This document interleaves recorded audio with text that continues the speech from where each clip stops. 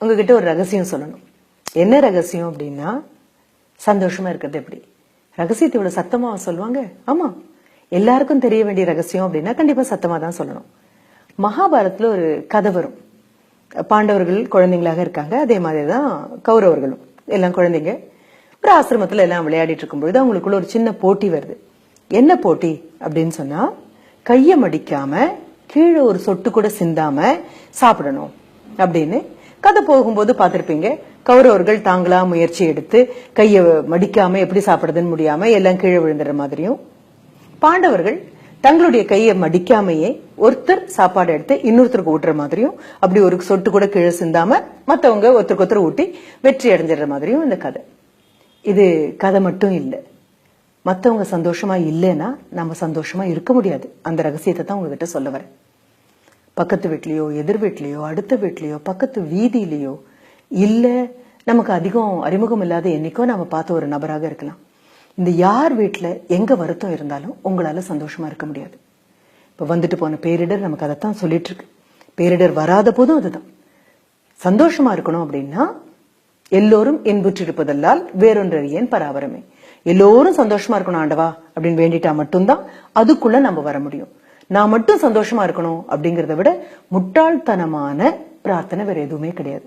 ஏன்னா பிரார்த்திக்கும் போது கூட அதுல கொஞ்சம் புத்திசாலித்தனம் கண்டிப்பா வேணும். ஒரு பேராசிரியர் வராரு, ஒரு 50 பேருக்கு எல்லாருமே வாழ்க்கையில் சந்தோஷமாக இருப்பது எப்படி அப்படிங்கிற ஒரு ஒர்க் ஷாப், ஒரு பணிமனை அது நடத்துறாங்க. ஒரு 3 நாளா நடந்துட்டு இருக்கு. அதுல ஒரு பெரிய பேராசிரியர் வராரு. நிறைய ஜோக்கெல்லாம் அடிக்கிறாங்க, எல்லாரும் சிரிக்கிறாங்க. அப்புறம் உங்களுக்கு பிடித்த விஷயங்கள் எல்லாம் கற்பனை பண்ணிக்கோங்கன்னு சொல்றாங்க. உங்களுக்கு விருப்பமான உடை என்னன்னு கேக்குறாங்க, விருப்பமான நபர்கள் யாருன்னு சொல்றாங்க, விருப்பமான கனவுகள் என்னெல்லாம் கேக்குறாங்க. எதெல்லாம் சொன்னா மனதுக்குள்ள சந்தோஷம் வருமோ அதெல்லாம் சொல்லி சொல்லி எல்லாரும் சிரிச்சிட்டு இருக்காங்க. ஆனா எல்லாருடைய சிரிப்புலயுமே அடியில ஏதோ there is something hollow in it, very shallow in it. சிரிப்பு மனதுக்குள்ள இருந்து பொங்கி வர மாதிரி தெரியல, உதடு மீறி போனா குரல் வளையில இருந்து வருது. கண்கள் அந்த மின்னல் தெரியல, கண்கள் அந்த பிரகாசம் இல்ல. உண்மையான சந்தோஷத்தினால முகம் மலருமே, அந்த மலர்ச்சியே இல்ல. வாய் விட்டு சிரிக்கிறாங்க, ஒரு ஜோக்குக்கு எப்படி சிரிப்போம் அந்த மாதிரிதான். சிரிச்சு முடிச்சதுக்கு அப்புறம் உள் மனதுக்குள்ள இருக்க கூடிய அந்த சோகம் திரும்பி வந்தது. இது 3 நாள் ஆக போது, இனி இந்த பணிமனை முடிய போது. இது முடிஞ்சு இந்த பயிற்சி முகாம் முடிஞ்சதுக்கு அப்புறம் அவங்க திரும்பி போகணும். இந்த பயிற்சியில சொல்லி கொடுத்தது என்னெல்லாம் சொல்லி கொடுத்தாங்களோ அதை வாழ்க்கையில மறுபடியும் அவங்க பயன்படுத்தணும். பயன்படுத்தி அன்றாடம் சந்தோஷமாக இருக்கணும். அவங்க சந்தோஷமா இருக்கிறது மட்டும் இல்ல, நண்பர்களுக்கும் மற்ற தெரிந்தவர்களுக்கும் உறவினர்களுக்கும் கூட வேலை செய்யறவங்களுக்கும் குடும்பத்துக்கும் எல்லாரோடையும் அதை பகிர்ந்து எல்லாரும் சந்தோஷமா இருக்க அவங்க உதவணும். இது கேட்கறதுக்கு ரொம்ப நல்லா தான் இருக்கு. ஆனா 3வது நாள் முடிய போற நேரம், கடைசியாக ஒரு ப்ரொஃபசர் வராரு. வந்து எல்லார்கிட்டையும் எப்படி இருந்தது இந்த பயிற்சினா எல்லாரும் சொல்றாங்க. ஏன்னா இந்த பயிற்சியை பத்தி நல்ல விதமா தான் சொல்லணும், நிறைய பணம் கொடுத்துதான் இல்ல சேர்ந்திருக்காங்க. எல்லாம் பேசி முடிக்கும் போது ஒரு 50 பேர் இருக்கக்கூடியது அவர் என்ன பண்றாருன்னா, 50 பெரிய பலூன்கள் எடுக்கிறாரு. ஒரு மார்க்கர் பேனா எடுத்து ஒவ்வொருத்தருடைய பேரையும் அந்த பலூன்ல ஒவ்வொன்றையும் எழுதுறாரு. எழுதி முடிச்சதுக்கு அப்புறம் இவங்க எல்லாம் என்ன நினைக்கிறாங்க அப்படின்னா, ஒவ்வொரு பலூனையும் ஊத சொல்ல போறாரு போல இருக்கு, அதுதானே கடைசியில அப்படின்னு நம்ம சந்தோஷத்தை ஊதி எப்படி பெருசு பண்றதுன்னு இவங்களா கற்பனை பண்ணிக்கிறாங்க. ஏன்னா 3 நாட்கள் இருந்திருக்காங்களே இந்த முகாம்ல. ஆனா அவர் அது எதுவுமே சொல்றது இல்ல. அவர் என்ன பண்றாரு அப்படின்னா, எல்லார்கிட்டையும் அவங்கவுங்க பேர் எழுதியிருக்கக்கூடிய நல்ல பளிச்சுன்னு தெளிவாகவே எழுதியிருக்கு. இல்ல பெரிய சைஸ் பலூன், அதனால பேரெல்லாம் அழிஞ்சு போறதுக்கோ இல்ல மார்க்கர் பேனால எழுதப்பட்டிருக்கக்கூடியது. என்ன பண்ணாரு அப்படின்னா, எல்லாத்தையும் ஒன்னா கலந்தாரு.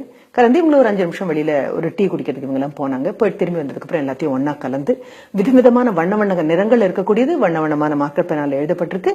நல்ல தெளிவாக it's all in big bold லெட்டர்ஸ்ல எழுதியிருக்கு. கலந்து போட்டாரு. போட்டு 50 பேரும் அவங்கவுங்களோட பலூனை சீக்கிரம் எடுங்க பாக்கலாம் அப்படின்னாங்க. ஒரே பாஞ்சு ஒருத்தர் எடுக்கிறாங்க. யாருக்கும் அவங்கவுங்க பேர் கிடைக்கவே மாட்டேங்குது. கடைசி ஒரு 5 நிமிஷம் ஆச்சு, 10 நிமிஷம் ஆச்சு, ஒருத்தருக்கும் அவங்க பலூன் கிடைக்கல. பலூன் எல்லாம் கீழே கிடைக்குது. மறுபடியும் அள்ளி அந்த டேபிள் இருக்கக்கூடிய டப்பால போடுறாங்க. எல்லாரும் ஒன்னா கையை விடுறாங்க, ஒன்னா எடுக்கிறாங்க, ஒருத்தர் உந்துறாங்க. ஒன்னும் காரியம் சரி வர நடக்கல. சிரிச்சுட்டே அவர் என்ன பண்றாரு, கொஞ்ச நேரம் இருங்க அப்படின்னு சொல்லிட்டு அவர் கையை உள்ள விட்டு கையில கிடைக்கக்கூடிய ஒரு 10 பலூன், அந்த 10 பலூனை ஒரு 10 பேர்கிட்ட கொடுக்குறாரு. அதே மாதிரி இந்த 50 குரூப்பா பிரிச்சு கையில கிடைச்ச ஒன்னையும் கொடுத்துட்டு என்ன சொல்றாருன்னா, அவங்கவுங்க கையில இருந்து என்ன பலூன் வந்திருக்கோ அதுல யார் பேர் எழுதியிருக்கோ அந்த பேரை படிச்சு அந்த நபருக்கு கொண்டு போய் கொடுங்க அப்படிங்கிறாரு. ஒரு 3 நிமிஷத்துக்குள்ள வேலை முடிஞ்சாச்சு. யார் யார் பேர், ஏன்னா என் கைக்கு வந்திருக்க போறது கண்டிப்பா என் பேர் இல்ல, ஏதோ ஒரு பேர் தான். அந்த பேரை படிச்ச உடனே அந்த 3 நாள் தான் உங்களுக்கு தெரியுமா, ஒருத்தர் கொண்டு போய் அந்த பலூனை கொடுத்தாச்சு, முடிஞ்சது. அப்போ அந்த பேராசிரியர் சொல்றது அதுதான், யார் யாருக்கு என்னென்ன சொந்தமோ அதை கொண்டு போய் கொடுத்தா மட்டும்தான் உங்களுக்கு கிடைக்க வேண்டியது உங்களுக்கு கிடைக்கும். யார் பேரையோ கூப்பிட்டுட்டு நீங்க கொண்டு போய் கொடுத்தீங்க. அவங்க உங்க சந்தோஷத்தை அவங்க உங்ககிட்ட கொடுத்தீங்களா? உங்களுக்கு வர வேண்டிய சந்தோஷம் உங்களுக்கு வந்துருச்சு அப்படின்னு சொன்னாரு. அந்த முகாம் முடிஞ்சு திரும்பி வரும்போது அந்த 50 பேருக்கும் புரிந்தது ஒரே விஷயம்தான். என்ன, எனக்கு என்ன கிடைக்கும், எனக்கு என்ன கிடைக்கும் துரத்த ஆரம்பிச்சேன் அப்படின்னு சொன்னா கண்டிப்பாக எதுவும் கிடைக்க போறதில்லை. பல நேரங்களில் எதை துரத்தி போறோம்னு கூட தெரியாது. ஆனா யார் யாருக்கு போய் இது சேரணும் அப்படிங்கறதோட கொடுக்கற சுகம் புரிஞ்சுது அப்படின்னா, கொடுக்க ஆரம்பிச்சிட்டீங்க அப்படின்னா கண்டிப்பாக அந்த பொருள் ஒவ்வொன்றும் எங்கெங்க போயிட்டு இருக்கோ எல்லாருக்கும் அதது போய் சேர்ந்துருச்சு அப்படின்னா மறக்காம உங்களை நோக்கி உங்களுக்கு வர வேண்டியது வந்துடும். நம்ம ஊர்ல சாதாரணமாக ரோட்ல போகக்கூடிய பாட்டியோ தாத்தாவோ வயதுல பெரியவங்களோ சொல்லுவாங்க, ஊரார் பிள்ளைய ஊட்டி வளர்த்தா தம் பிள்ளை தானே வளரும் அப்படின்னு. கண்டிப்பாக அதுதான். நம்ம பிள்ளை தானே வளரணும் அப்படின்னா ஊரார் பிள்ளையை தேடி ஊட்டி கொடுத்துதான் ஆகணும். நம்ம ஊரார் பிள்ளைக்கு ஊட்டிட்டு இருக்கும்போது பயமே படாதீங்க, நம்ம பிள்ளைக்கு யாரோ ஊட்டிட்டு இருப்பாங்க. நம்மள என்ன பண்ணுவோம் தெரியுமா? பெரிய மழை வந்தாலோ இல்ல ஏதாவது பிரச்சனை வந்தாலோ பிள்ளைய பிடிச்சு வீட்டுக்குள்ள வச்சு கதவை சாத்திட்டு வெளியில போகாதே வெளியில போகாதே அப்படின்னு கத்துவோம். அடங்காம சில 16-17 வயசு பசங்க அம்மா சொல்லி கேட்காம, அக்கா சொல்லி கேட்காம, அடுத்த வீட்டு ஆண்டி அங்கிள் யார் சொல்லியும் கேட்காம அப்படிதான் ஓடுவேன் அப்படின்னு ஊர் சுத்தின்னு நம்மளால பிராண்ட் பண்ணப்பட்ட குழந்தைங்க வெளியில ஓடிடும். ஆனா அந்த குழந்தைங்க தான் முதல்ல ஓடி போய் அடுத்தவங்களுக்கு கையை கொடுத்து தூக்கி விடுற ஆட்களாக இருக்கும். அவங்க கையை கொடுத்து தூக்கி விடக்கூடிய அந்த பணி இருக்கு இல்லையா, ஏதோ ஒரு ஆண்டி, ஏதோ ஒரு அங்கிள், ஏதோ ஒரு அத்தை, ஏதோ ஒரு சித்தப்பா, ஏதோ ஒரு அண்ணா, ஏதோ ஒரு தங்க, அத்தனை பேருக்கும் அவங்க கை தூக்கி அங்க விட்டுட்டு இருப்பாங்க இல்லையா. அதே மாதிரி உங்க கையை பிடிச்சு தூக்கி விட ஒரு ஹெலிகாப்டர்ல உங்களை ஏத்தி விட்டுருக்கலாம், ஒரு போட்ல உங்களை ஏத்தி விட்டுருக்கலாம். உணவு கிடைக்குமா, நீங்க திரும்பின போது பொட்டலத்தை எங்கேயோ வீசாம உங்க கையில கொண்டு வந்து கொடுத்துருக்கலாம். சொல்லப்போனா உங்க கையில கொடுத்ததுக்கு அப்புறம் கொடுத்த நபருக்கு கூட சாப்பாடு இல்லாம போயிருக்கலாம்.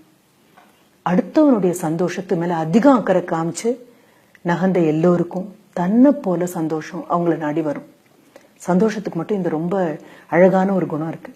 யாருக்கெல்லாம் கொடுக்குறீங்களோ கொடுத்து முடிச்சு திரும்பும் போது உங்க கை காலியா இருக்காது, உங்க கை ரொம்ப நிறைஞ்சிருக்கும்.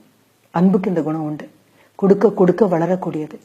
அன்பத்தான் நம்ம சந்தோஷம்னு சொல்றோம், அன்பத்தான் அமைதின்னு சொல்றோம், அன்பத்தான் கருணைன்னு சொல்றோம், அன்பத்தான் மன நிம்மதின்னு சொல்றோம். கொடுத்து பாருங்க. அடுத்தவங்களை கூவி கூவி உங்களுடையது இது உங்களுடையது இதுன்னு கொடுத்து பாருங்க. பக்கத்து வீடு சந்தோஷமா இருக்கான்னு பாருங்க, அடுத்த வீடு சந்தோஷமா இருக்கான்னு பாருங்க, எதிர்த்த வீடு சந்தோஷமா இருக்கான்னு பாருங்க. இவங்க அத்தனை பேரையும் பார்த்துட்டு திரும்பி வரும்போது நீங்க சந்தோஷமா தான் வீட்டுக்குள்ள வருவீங்க. நீங்க சந்தோஷமா இருக்கணும்னு உங்க அடுத்த வீடும் பக்கத்து வீடும் ஏத்த வீடும் கண்டிப்பாக பெரிய பொறுப்பாக அதை நினைச்சு கவலைப்படும். இனி மத்தவங்க சந்தோஷமா இருக்காங்களா அப்படின்னு யோசிக்க ஆரம்பிக்கலாமா? ஆரம்பிச்சு இருக்கணும் இப்போ.